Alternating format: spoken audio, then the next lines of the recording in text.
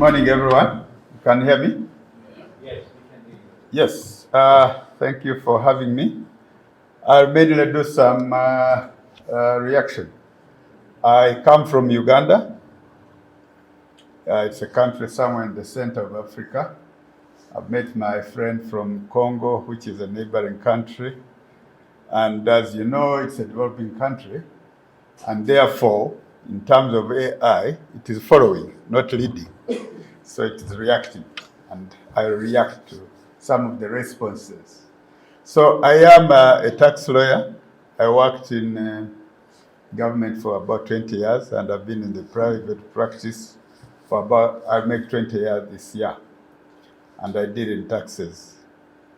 So of course, the developing countries, the mode of taxation follows the state of the economy, and it's important to learn from everyone. My short time here has been very educative. I could use the word intelligent, not artificial intelligent, organically intelligent in the short time, meaning that I'll forget some of that stuff. But let me go back to where we started, from the professor. And I believe Adam Global is supposed to be interactive. We are not in class, not what. We are supposed to, where you meet an idea, you buy it, whether it is in medical, accounting, or whatever. So when the professor talked about property in Milan, he showed the 3 cycles of concentrated investment. I was waiting to see where this location of ours is. I didn't see it because I was interested. You said this is a high value area, but I wanted to know. So if I wanted to get a property here, Professor, what do you advise? You are telling me of Milan, it's not here. Get back to me here, and I know how much money. And like our member here asked serious question, going to the real, move away from the academic. How much money do I need to get from my pocket? When I searched on Mosa, I saw, yes, it says invest 30,000 euros. Yeah, so as a businessman at my age, 60 plus, 62 this year, I'm no longer interested in academics. I want to know, where is my money? Where am I going to put it? Am I just in Milan to talk shop or do something? So it goes to the next presenter, who was from the, I think, I didn't get the Italian word very well, but like military tax police, which was very interesting to me, that in Italy you have 2 structures which appear to be the policing arm and then the collecting arm. Where I come from, the tax body is one and does the policing and does the collection. It also does the policy to a large extent with the Ministry of Finance. And now what I could tell is that you do a lot of risk profiling. And you do that risk profiling using AI, which is a very recent thing anyway. But what was important to me is different dimensions, that your policing arm is combining anti-money laundering and tax evasion and many other things, whereas and also like anti-corruption, which in my country are all different agencies which are siloed differently and using different algorithms. And of course, these algorithms are not that well developed, but they are coming. So we have to prepare for them. Because if I look at the technology used by the revenue body in my country, outsourced from Tata Consulting Services, outsourced from Isinio in China, and other models, you see that these are developing stories. And I was involved in from the private sector, involved in the modeling of the first IT based on the private sector's input. And it took like 5 years to perfect the system. Up to now, it has several challenges.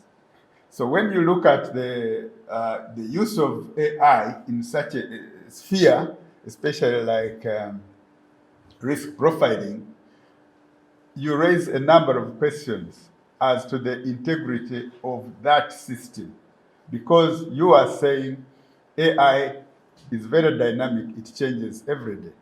Tax is supposed to be certain, and that's why one of the members asked about the law and the technology. So even in selecting cases for investigation, there should be a level of certainty. There should be somebody who can say, how did you pick this? But if you are saying this algorithm changes every day, it becomes a bit difficult to predict that the person who has been given the regulatory power almost has the godly powers to do whatever they like, because auditing them is going to be a challenge. But again, look at it this way. If you are saying, I am an expert in technology, and I know that these are moving parts, I'm also, from the private sector, possibly able to predict your risk profiling and avoid your risk profiling, because I have a better AI system than yourself. So as a regulator, I can be a former staff, or I can just be a technology developer and be able to tell that this is how you are profiling, because you are using history. I believe there is no profiling which is going to be predicting the future yet. That won't come. We are all saying it's based on the past. The world cannot be based on the future yet. That would be godly powers, which we don't have. So I'll always be having a capacity to know that this is your profile, and this is how you are going to predict. And I can use my superior intelligence to make sure I'm never caught by your risk assessment. So that is a risk in itself, and I think we have to be prepared for it, more especially as even from the developed country, we are saying these are early days yet. It will always be early days yet, always in the world. There is always somebody moving ahead. So how do we prepare for that? And how do we position ourselves for that? Of course, you will see that, for example, from the tax side, right now, where the world is on the bigger scale, we are fighting the models, the current models, which are BEPS models, which are saying there is a lot of base erosion and profit shifting, and we are saying most of the money is being earned by less than 10% of the companies, almost all of them which are in the US. And so when you are saying shift these profits, because everybody who is using Google all over the world, who is using Microsoft, is ultimately benefiting the US, and saying let the countries where the consumers are get some share of that profit, the US is giving a pushback. And you know this. France has tried, and many other countries in the OECD have tried, and they have got a pushback from the US because it says, what can you do? I'm going to tax these guys anyway. So you have Pillar 1, you have Pillar 2 under development for more than 10 years. So if Pillar 1 and Pillar 2 have failed to move the needle in about 10 years, how are we going to cope? How are we going to reach that stage we want to have taxes equalized all over the world and paid where they are due? That is the challenge of Europe, that's the challenge of Africa, that's the challenge of Asia.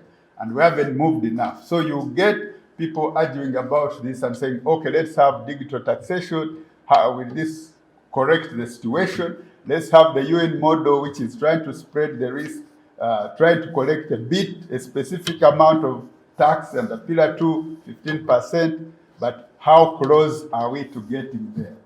When the powers that be, because taxes will always be reflected in politics, and politics will always be reflected in economy. So the one with the might says, I'm not going to pay the tax. My money is in America. Everybody who is resident in America will pay the tax in America. And they say, okay, you are just using Google from here. Once you are here, you can't avoid using the Wi-Fi, and most of the revenue will go to the US. So what are you going to do about it? And so we at the lower level are just looking at this and saying, how do we improve our models? And so I think what is important is that once we are interacting like this, we are able to see what's going on in the different parts of the world, and we are doing our small incremental improvements and learning from each other. I thank you so much.